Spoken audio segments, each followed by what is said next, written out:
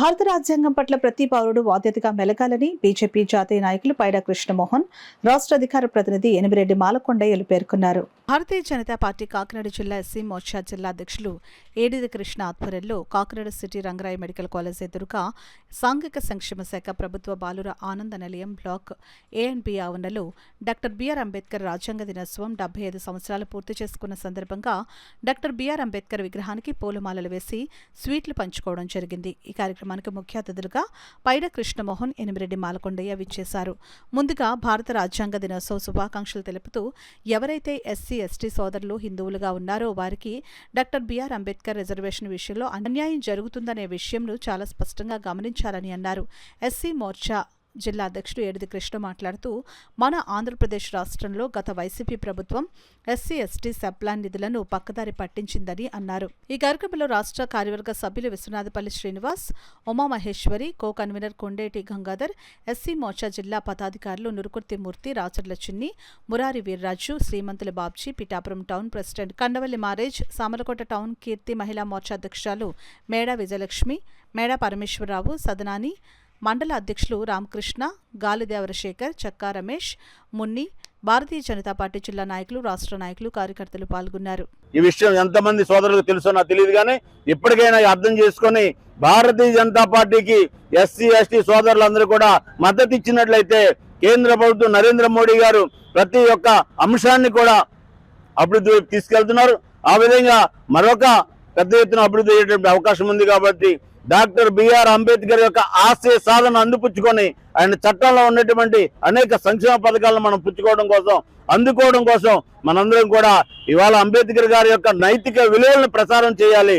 కొంతమంది ఉన్నారు, అంబేద్కర్ వారసులు అని చెప్పుకుంటారు, అంబేద్కర్ని గౌరవించరు.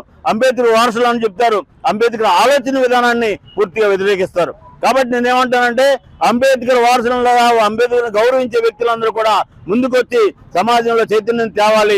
దానికి భారతీయ జనతా పార్టీ కట్టుబడి ఉంటుంది. పూర్తిగా మేము మీ అండగా ఉంటామని చెప్పి తెలియజేస్తాం. ప్రారంభించడం జరుగుతుంది.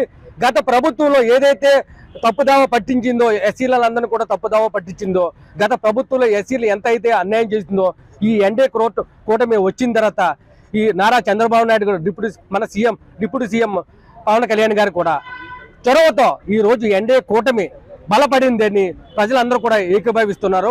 అదేవిధంగా సంక్షేమ పథకాలు అందడంలో ప్రజలకి దిట్టగా వీలైనంత సులభంగా వస్తున్నాయని అందరికీ కూడా తెలుసు.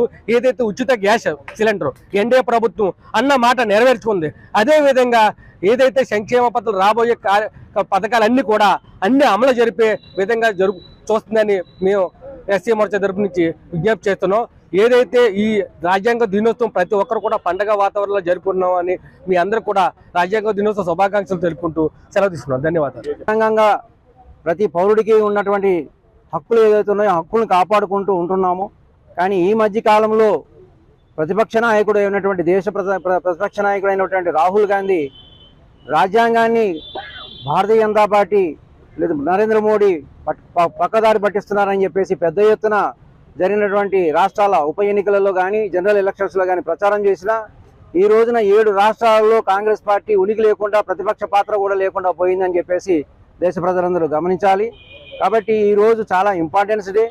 మనకు ఉన్నటువంటి హక్కుల్ని మనం కాపాడుకుంటూ మనల్ని మిగతా పౌరులకు ఏదైతే హక్కులు ఉన్నాయో వారి హక్కులను కూడా మనం కాపాడుతూ ఈ రాజ్యాంగ సంవిధాన దివాస్ని జరుపుకుంటున్నాం. కాబట్టి వారికి మనము కృతజ్ఞతగా ఉంటూ రాజ్యాంగానికి కట్టుబడి ఉండాలని చెప్పేసి ప్రతి ఒక్కరూ ధన్యవాదాలు చేస్తాం. ఈ అన్నిటికీ కూడా కారణం ఏంటి అంటే భారత రాజ్యాంగం ఉండబట్టే ఈ రాష్ట్రంలో దేశంలో ఎన్నికల వ్యవస్థ జరిగి సక్రమంగా ఎన్నికలు జరిగి ప్రజలు ఎన్నుకునే ప్రభుత్వాలు అధికారంలో రావడానికి అవకాశం ఏర్పడి ప్రజాపాలన జరుగుతున్నది.